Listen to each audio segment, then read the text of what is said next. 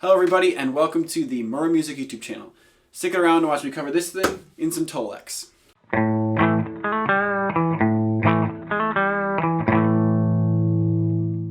First, I started with the speaker grill of my cabinet. I laid the speakers out in their correct position and then marked and pre-drilled the holes that I would use to mount them with. Then I took the piece of MDF that I prepared in part 1 and laid out my grill cloth. I cut it to size, giving myself enough length all the way around to wrap it around the edges and staple it. You want to make sure that you pull the fabric nice and tight. Now, I admit that I was more worried about the line pattern in the fabric staying straight than pulling the fabric as hard as I could. So I ended up getting kind of a loose grill cloth in the end. I think next time I would focus more on pulling it tight than keeping the pattern square. Once that was stapled all the way around, I could place my speakers on and screw them down into the holes that I drilled earlier. Next, I marked and drilled all the holes in the cabinet for attaching any hardware later. First, I started with the metal corner protectors.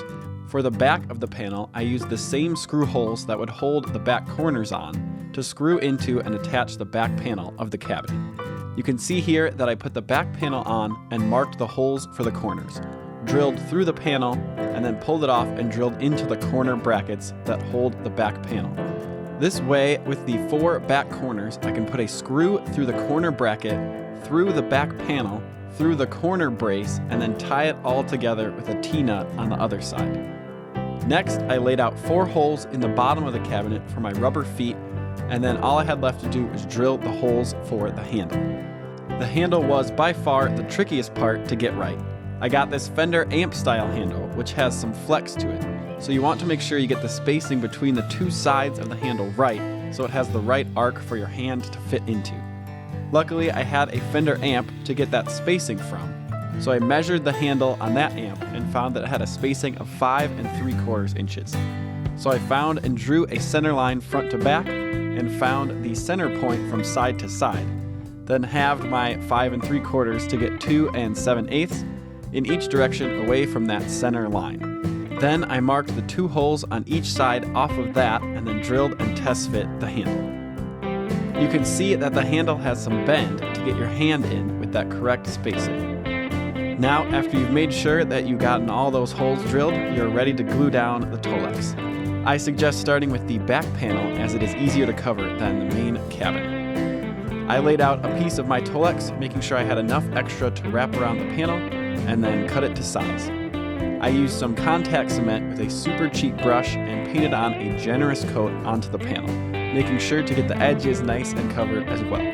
Then I let the cement dry until it was barely still tacky, where I could touch it with my finger and none would transfer to my finger. Then I added a second coat of contact cement to the panel, making sure again to get the edges really well, this time brushing in the opposite direction as the first coat.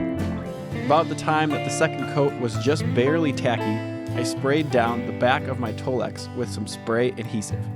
This way the spray adhesive acts to hold down the fabric right away, whereas the contact cement helps them bond together long term. Then I stuck the Tolex down to the panel, trying to line them up as best I could, and then with the help of a board, I folded over the edges and cut 45-degree miters in the corners that wrapped all the way around to the back of the panel. My width of Tolex was just barely wide enough for my back panel, so there were 2 sides that only had a little bit to wrap around. On those sides, I used some CA glue to help keep the edges held down. Now it's time to start covering the main cabinet. I drew a line across the bottom of the cabinet that was parallel to the edge. Then I marked the center point from front to back. Then I measured and marked the center point of my strip of Tolex with a piece of painter's tape. This way I can make sure that the Tolex wrap starts out centered and straight on the cabinet. Then I painted on some contact cement, let it almost dry, came back and painted a second coat. Then I hung the end of the cabinet over the edge of my table so that Tolex would lay straight and flat as I lined up the 2 sets of marks to make sure everything started straight and centered.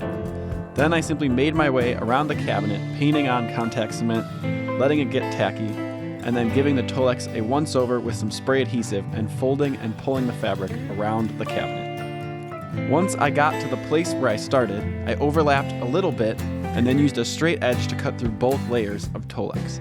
I would recommend using some clamps to hold this down so that it doesn't move. Then you can peel back the outer layer, remove the little strip from the first end you started with, and then when you push both ends down, they should line up tightly on the seam you just cut. Next, I started folding down the edges, starting with the back bottom sides since I knew the first ones would not be the prettiest. I just pushed the Tolex down as far as I could and then cut the corners at 45 degrees to give me mitered corners where the Tolex lines up. I found it helpful to have a putty knife handy to help push the Tolex tightly into some of those inside corners. With lots of pulling and cutting and spot gluing later, the cabinet was all covered. Right after the Tolex was on, I installed the corner braces and handle. I figured that the corners would help hold down the fabric while the glue was still drying, and I put the handle on because I couldn't wait to see how it was going to look. It is helpful to poke a hole in the Tolex before putting the screws in, otherwise they can catch and kind of twist and rip at the fabric. At this point, I dropped the speaker board assembly into the cabinet from the back, and then using these little blocks of wood with a hole in them, I screwed them into the side of the cabinet tight against the panel to hold it in place. And with that, this DIY speaker cabinet is really starting to take shape. At this point, if you were just building a guitar amp extension cab or an unpowered speaker, you could put the back on and be done. I am, however, going to try and turn this into an acoustic guitar amp or powered monitor. So if you are interested in that process, make sure to check out part 3. Otherwise, thank you for sticking around this long. If you liked what you saw, please give me a thumbs up and make sure you subscribe to not miss out on any more videos coming up in the future. In the meantime, thank you for watching and have a wonderful day.